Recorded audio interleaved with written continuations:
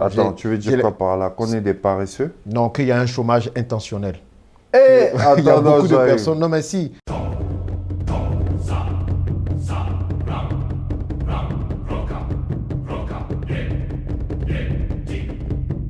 Bonjour Jean-Yves. Bonjour la voix, comment vas-tu? Ça va, ça va. Là, tu es sapé aujourd'hui, là. Tu es Ouais. sapé comme jamais. Bon, pas mal Arrête de de réunions et faire tout. ça. Mais tu as Juste un beaucoup de choses à faire, c'est vrai. Tu m'as dit ça en off. Là, on a à peine quelques minutes avant que tu bouges.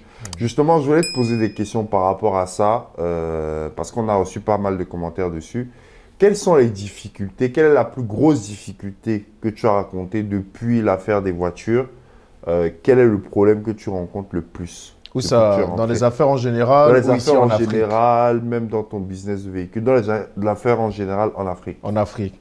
Bon, moi, ça fait plusieurs années que je suis en Afrique et on pense que la plus grande difficulté, c'est avoir les financements, c'est avoir l'argent C'est pour ça, investir. en C'est ce que général. beaucoup de personnes se disent. Oui, Mais en réalité, le plus gros défi, c'est le personnel. le Vraiment, personnel. le personnel ici en Afrique, c'est pas évident. On a beaucoup d'améliorations à faire dessus. En fait, j'ai l'impression qu'il y a beaucoup de personnes qui se plaignent. Hein. Ah, on n'a pas de travail, on est dans le chômage et tout. Et quand tu leur proposes de travailler, ces personnes ne mettent pas la volonté nécessaire. Tu comprends? Attends, tu veux j'ai dire quoi par là? Qu'on est des paresseux? Non, qu'il y a un chômage intentionnel. Eh, Il y a attends, non, beaucoup de j'arrive. personnes, non mais si, il y a beaucoup de personnes qui ne veulent vraiment pas travailler. Ce n'est même pas même une question de paresse, c'est une question de volonté. Ben oui, Et quand j'ai tu dis tellement d'exemples, intentionnel, mais ça c'est veut dire... intentionnel, c'est intentionnel. Parce que comment tu peux comprendre quand on te donne un boulot, quand on te dit de faire des choses, je vais te donner quelques exemples, on te dit de faire des choses et puis tu ne les fais pas volontairement. Pas parce que tu n'as pas les compétences, mais c'est surtout parce que tu ne veux pas le faire. Là, récemment, même pas plus tard qu'hier, parce qu'il y a beaucoup de personnes là que j'ai dû virer de mes équipements. Et moi, maintenant, Chier! je rigole plus parce que quelqu'un qui ne veut pas travailler, je reste pas avec lui. Tu as C'est changé aussi les... simple. Non, mais je mets tellement de ma personne dans tout ce que je fais, Beaucoup d'argent aussi. beaucoup d'argent aussi et tout.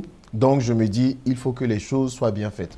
Regarde un peu, je t'explique. Dis-moi. Là, on a recruté 20 chauffeurs. D'ailleurs, on cherche encore des chauffeurs femmes. S'il y a des chauffeurs femmes qui... Ah, ça c'est bien. Voilà, il y a des chauffeurs Ça, femmes. c'est On veut bien. prendre des chauffeurs femmes. J'ai regardé la caméra. On cherche des chauffeurs femmes. Donc, si vous voulez être chauffeur, rejoignez-nous. On a cherché des chauffeurs et on cherche des personnes pour faire des vidéos. OK? Tu vois un peu pour faire tout ça. Donc, on a eu 3 candidatures. Ok. 3 candidatures. Toutes marrantes les unes les autres. Une première candidature, quelqu'un qui est venu, qui a dit OK, que lui, il a travaillé pour une des grandes compagnies de la place, je ne vais pas la citer, qu'il a beaucoup d'expérience et tout. Donc, moi, je suis là, je regarde, je me Des dis, chocours. voilà, c'est un bon gars, quoi. Ouais. Donc, tu sais, dans notre processus de recrutement, on dit aux gens, est-ce que vous pouvez noter votre expérience ou vos connaissances de 0 à 10? Il se note. Voilà, quoi. il se note donne une lui-même. note, Donc, une autocritique. voilà, 10, il est bon. Et 1, il y a des choses qu'il connaît, qu'il ne connaît pas pour s'améliorer. C'est juste pour voir un peu le niveau de travail qu'il va falloir fournir de notre côté. Donc ça, c'était en montage. Le gars, il dit non, que lui, il a 12 sur 10. 12 sur 10. 12 sur 10 en montage, tu vois? Donc, quelqu'un qui me dit il a 12 sur 10 en montage, moi, je suis là, je dis waouh! Mais attends, c'est Quentin Tarantino. Bah voilà. Ah, là. J'ai trouvé l'appel rare. Pour moi, j'étais content parce qu'il y a longtemps que je cherche quand même. Le gars, on lui donne un exercice, hein, une vidéo à monter.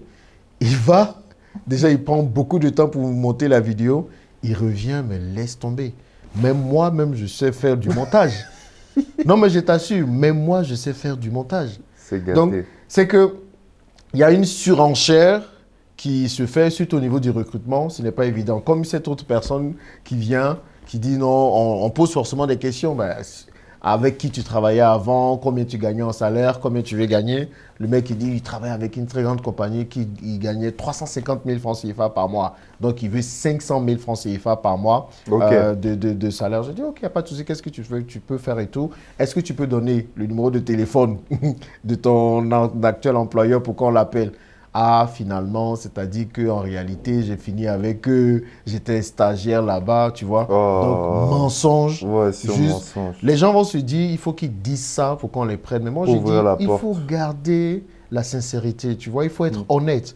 Il n'y a rien de mal, et ça c'est un message que je donne à tous les jeunes, parce que nous, on veut vraiment embaucher des jeunes pour les aider à grandir. Je vois ça. Vous venez, tu vois. Tu donnes des 500 000 aux gens, tu me dis Bon, pas. moi, en tout cas, le salaire des gens, c'est important. Oui. Jamais tu ne vas entendre que Jean, il va mal payer telle personne. Ouais. C'est très important. Ce n'est pas l'argent pour l'argent. On vient, on crée des business. C'est surtout pour améliorer la vie des gens. Donc, jamais à aucun moment, quelqu'un va te dire, Jean, il m'a exploité, il ne m'a pas bien payé, il a fait ça. C'est bien. Non. Les gens, quand ils viennent, je leur demande toujours, tu veux combien? Ouais. Et puis, en fonction de ça, je ne discute pas beaucoup. C'est plus Voilà. la compétence. C'est plus la qui compétence t'intéresse. dont je dis, bon, tu es payé en fonction de tes compétences, tu vois. Si tu me demandes 500 000, c'est que tu vas me donner le travail de 500 000 au moins. Ouais, Si c'est tu ne ça peux pas aussi. me donner le travail de 500 000, je ne vais pas te payer 500 000. Oui. Après, je suis correct quand même dessus. Mais en réalité, quand on prend les gens, on veut les aider à grandir. Donc, on veut embaucher pas mal de jeunes. Et ce que je veux dire aux jeunes, c'est soyez honnêtes. Quand vous venez dans une entreprise, dites ce que vous savez faire, ce que vous ne savez pas faire, et puis on va vous aider à grandir. Et je parle de chômage intentionnel parce que, encore dans la tête des gens, il y a un schéma d'entreprise qu'ils veulent.